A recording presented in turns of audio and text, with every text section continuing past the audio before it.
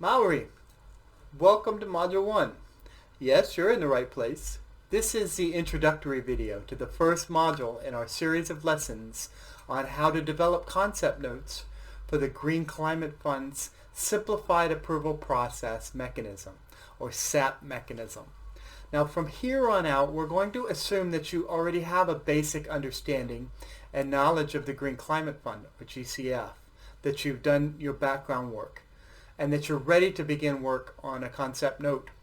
If you want to learn more about the GCF, or if you need background on the GCF, you can check out the background materials in the Hub section of this course, or of course you can check out the GCF's website online. Now before I begin, I want to tell you that we take a somewhat unconventional approach to concept note design. We've learned from experience that many project proponents, the project proponent is a person or the organization that's developing the project. So we've learned from experience that many project proponents are very eager to rush into the design process. And the first thing that they do is they start to think about what the project is going to do, mapping out the activities and where the money is going to be spent and so forth. Now this is fun. Everybody likes to do these things. But we've also learned from experience that rushing into the design process, rushing to the solution, it causes a lot of problems itself. It causes delays in getting the project or the concept note approved, because in many cases they have to be revised many times. Or it can lead to the project being rejected completely. So the main reason for this is that when people rush to design the solution, well, they're doing this without first fully understanding and recognizing what the problem is. So our approach is a bit different. We spend a lot of time on the front end working to understand what the problem is that we want to address in the project before we start to design the project. We do research. Now, it may seem straightforward, but identifying the right problem to address with your project is harder than it looks. So you'll see what we mean as we work through the modules. But in the end, we think that you'll find our approach very useful, and that it will save you time and it will help you to develop a more fundable proposal. And ultimately, the results of your project will be improved. And that's what we want anyway. We want results. We want to improve the climate resilience of our communities and countries, and we want to make investments that help move our societies to low carbon development pathways. So in this module, and continuing into the second module, we're going to tell you all about the art of good problem identification. But first, I have one small request for you. Now, if you're taking this course and you already have an idea for a project or for a concept note, and you're trying to learn how to get the Green Climate Fund to support it, please stop and put that project idea to the side. We're going to start from the beginning here. We're going to build the house from the ground up. Now, if you already have a concept note or an idea that you've written and you need specific tips, feel free to go to the specific modules that focus on these topics. But here we're going to start from the ground up. Our procedure calls for a blank slate. So let's look at a picture.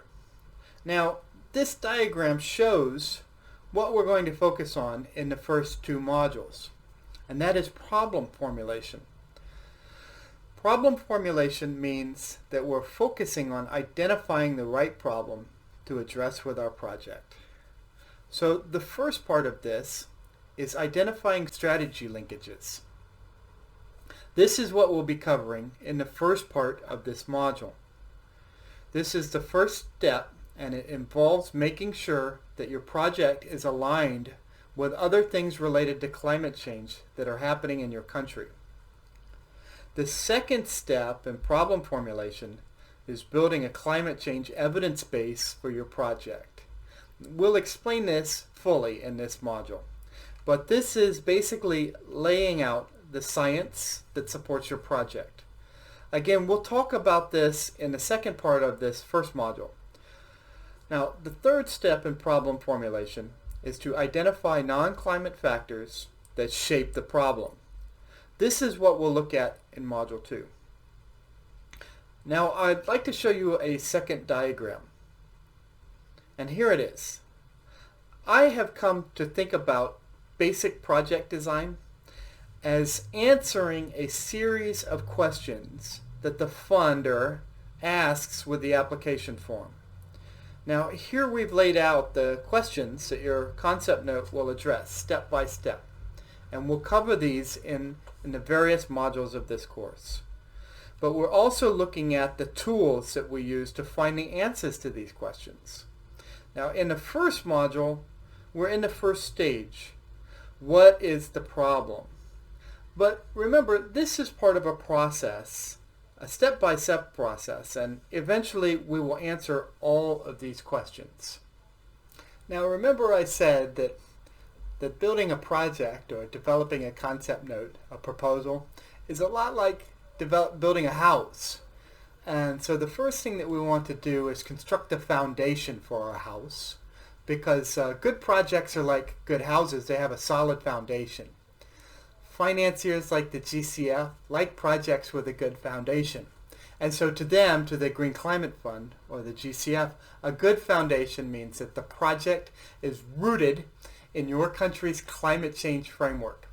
And this includes strategies and policies that your country has developed to address climate change and its impacts.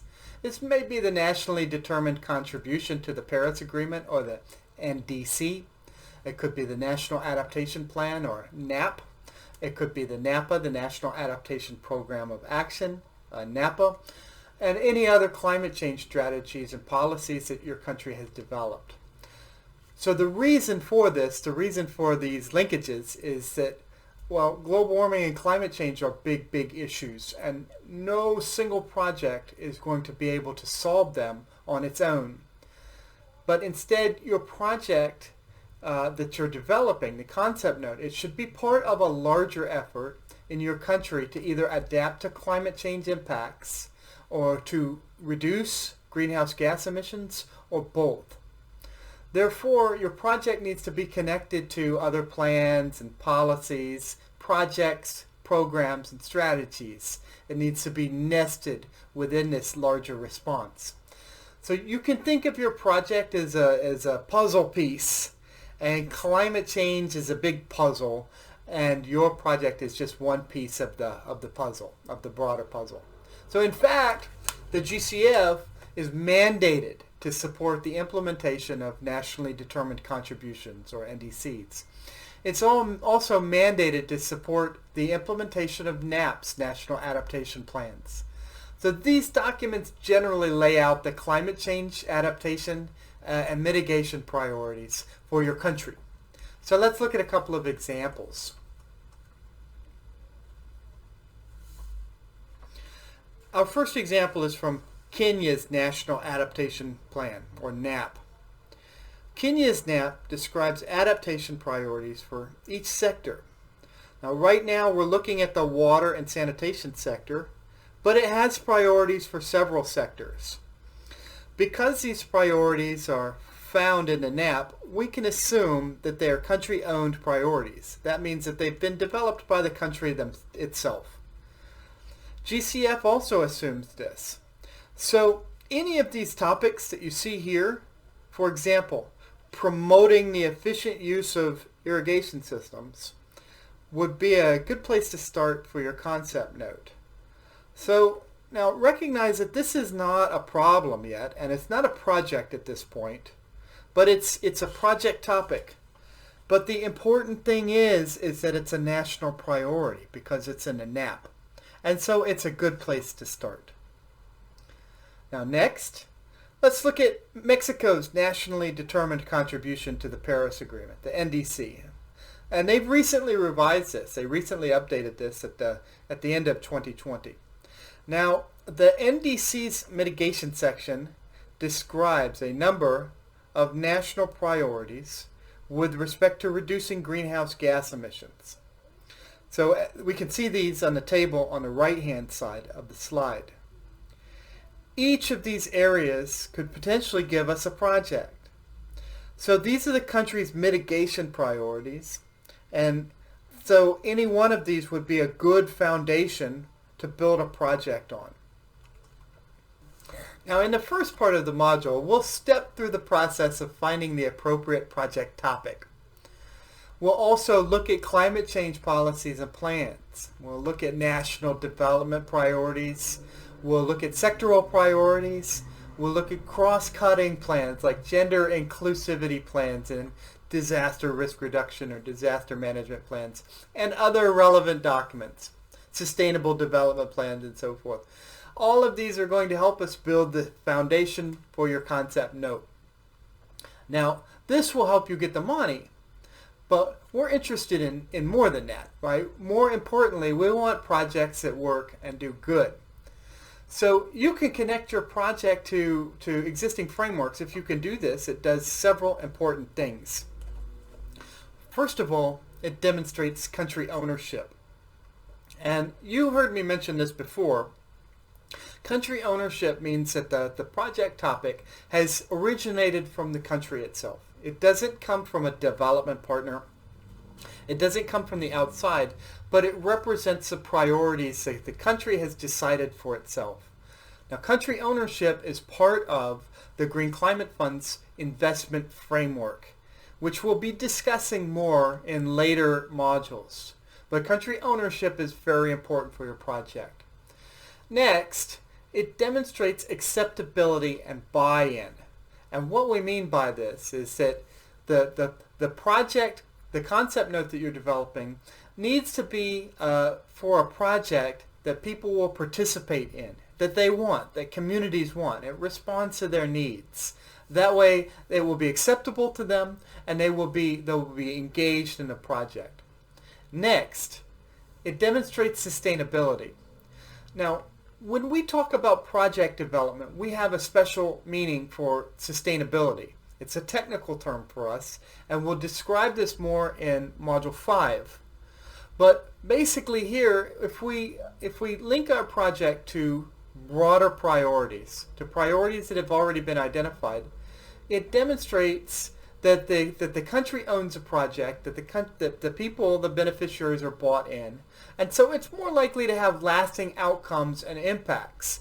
It's more likely to last beyond the life of the project. So when the money runs out, the project continues to provide benefits.